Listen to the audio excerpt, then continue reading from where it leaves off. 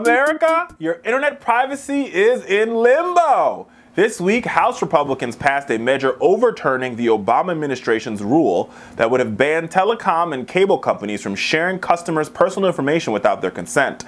The measure was passed through the Congressional Review Act, which allows lawmakers to undo any regulation within 60 days of its finalization, while also barring the agency from writing similar rules about the original one has been overturned. This means that the FCC could potentially be banned from regulating internet service provider privacy issues in the future. While Republicans have painted this pre-existing rule as an example of government overreach, House Democrats are warning against the scrapping of such common sense privacy regulations. And let's be real, the internet bill is already high, and now they want to sell your information off and you get no money from it. I'm not feeling it. What do you think, Rich? Yeah, this is a huge mess. And this is a perfect example of Republican hypocrisy at its finest, right? They talk about personal freedom and rights and, you know, we're all on our own out here. And then meanwhile, they're saying, oh, big business, why don't you sell off the private browsing histories of American citizens? And that's what part of the story that really got to me, right? Because I can tell you, I pay a lot of money for cable and internet a month. I'm close to almost $200 a month for cable. So I pay Comcast. Yep. And but Comcast, so they get my money. And then because they get my money, they have my personal information. They have what websites I go to, all of that stuff. Right. And they're going to sell it. So they're basically going to get the double the money from me. I would pay an extra $20 a month to have them not sell my information. Right. Of course, I would too. But this is one of these examples where this has literally thrown our Fourth Amendment of privacy to the wolves. And this only really benefits really big telecommunication companies. It doesn't, this idea, this is the Republicans have two big the little mantras. Government overreach is one of my favorites, and the other is fraud, waste, and abuse. Right. And they traffic in both of those things. Let's talk about government overreach for a second. Restricting what a woman does with her uterus, that's the definition of government overreach. Or telling gay people that they can't get married, they can't sleep together, the definition of government overreach. Writing, commemorating In God We Trust and forcing people to stand for the Pledge of Allegiance. Yep. That's, what is that? Government overreach. Right now, that's the one, let's put that there. Then you have the fraud, waste, and abuse, my other favorite. Oh, Democrats, all you want to do is fund these programs and it's going to be fraud, waste, and abuse. And you say to yourself, so what's happening at the Pentagon exactly? A whole bunch of fraud. Another billion-dollar fighter jet that will never fly. That's what we call, that's the waste and the abuse part, right? So you have fraud, waste, and abuse happening at the Pentagon, but they don't see that. You have government overreach happening in a woman's vagina all across the country. They don't see that. But when it comes to your internet security and what websites you search, oh, no, no, no, no. Now that is a government overreach that's gone one step too far.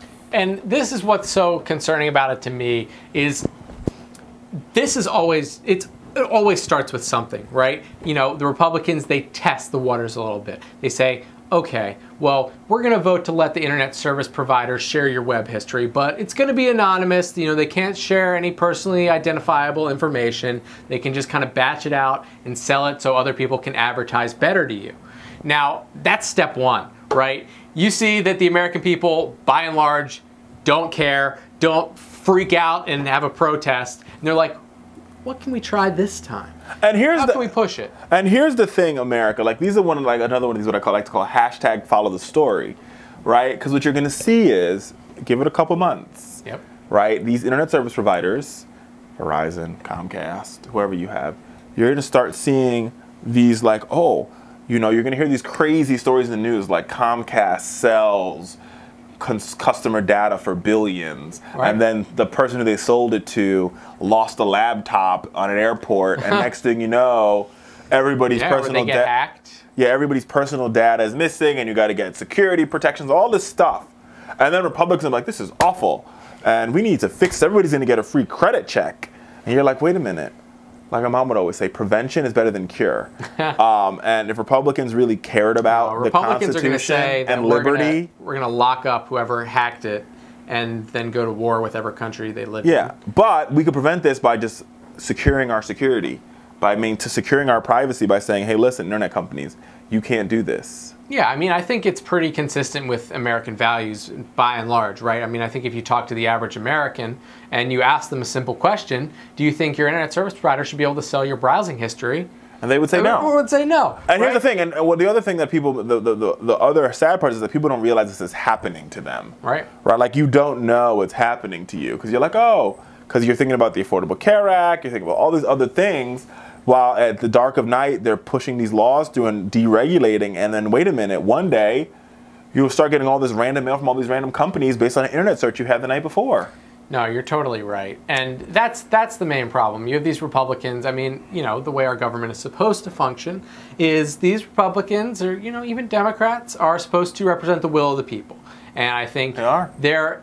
There is no, in my brain, there is no rational private citizen explanation for why you would be on board with this, right? None. There is zero benefit to any private citizen. No one's sitting there saying like, God, I wish advertisers could just know me better so they could target exactly what I wanted all the time. They're already so good. If you type something into like Google, then the next website you go on the right-hand side of the screen, it shows you the same product you typed in. Like, yeah, and I mean, I think, and to add insult to injury, what makes this story even crazier is we find out this week that the Trump administration said that their next move is to roll back the regulations of broadband internet service provider companies that would jettison the Obama administration net neutrality rules. Yep. Which is even crazier. Now, before I go any further, I think it's important people at home understand what net neutrality actually is. So what net neutrality is, in a nutshell, is before your internet service provider could ensure like that they would block certain websites, right? Or you'd enter like a pay to play in the fast lane for internet and media companies that could afford, and the slow line would be for everybody else. Right. So they could slow down your internet speeds depending upon, basically, they control what type of information that you receive. Right. So if you're going to Netflix.com, you get the fastest tunnel of data to you, but you go to FowlerShow.com and you get a slower tunnel. Crap, right? Because Netflix will pay to get the information to you faster, right? But what that also does is it limits your ability, it limits the freedom of the internet. Yeah. Right? So like, say for example, if you are Muslim, right, and the government or people are trying to say, listen, we don't want any Muslim, your broadband, your cable providers, like, we don't want any Muslim information getting to people who want to, like, you know, convert to, I'm making this all up, but who want to convert to being a Muslim. They could then say, all sites that contain the word Muslim in there are on the slow lane, meaning you don't have access to them. Right. But every site that favors Christianity is on the fast lane, and you have access to that immediately. And that could also mess with how your search is optimized. Sure. So, I mean, people don't understand net neutrality because they talk about it in this really first of all, it's a terrible name. Let's just start by saying that net neutrality is a bad name because you can't hear it and understand what you're talking about. Right? That is the hallmark of a bad name. And what makes it even crazier is, here's what Sean Spicer said in his briefing. He said that the Obama rule was an example of bureaucrats in Washington placing restrictions on one kind of company, internet service providers, and picking winners and losers. What, doesn't this sound like something you were talking about earlier this segment, I just said that, right? This is how they're going to talk about it, right? They're going to try to, like, oh, this is about government overreach. They're trying to pick winners and losers. So, but internet service providers, they're not picking winners and losers. Every ISP is on board with this. Yes, every ISP. Besides, now, the companies that aren't on board with this are companies that are ISPs and also content providers. Right. So like a company like Google, they have Google Fiber. They have Google Fiber, which is the ISP, but they also have Google.com, which is their search engine, and they want people to be able to access that freely. The internet should be free and open to everybody. Right. And the fact that you already have to pay for entry to the internet based on the fact you have to pay your cable bill is already problematic for me. Yeah, I mean, that's the first gateway, Yeah, that's the first gateway. But now with these net neutrality rules, what this means for a lot of people outside of urban areas. So in an urban area like here in Washington, you can choose from multiple providers. Therefore, the market picks winners and losers, right? In a nutshell, like, because it's between Fios and RCN, and basically, like, if you slow down Google, if Comcast does, everybody's like, oh, screw you, I'm going to go to Verizon. Right.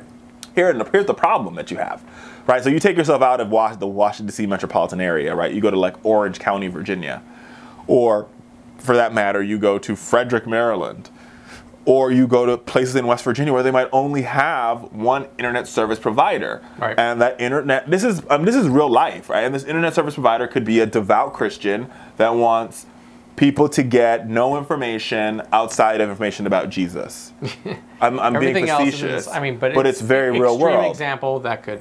And they can say, we want to slow down everything that doesn't say Jesus. Yep. And that means you can't access Netflix, or you can't get Amazon Prime, or whatever it might be. So for people who live in rural communities, or people who live in communities where there's only one service provider, this gives your service provider more power, which is why Obama passed the regulation that he did, because it's not about picking winners and losers, it's about allowing the market to pick winners and losers by opening up the space, right?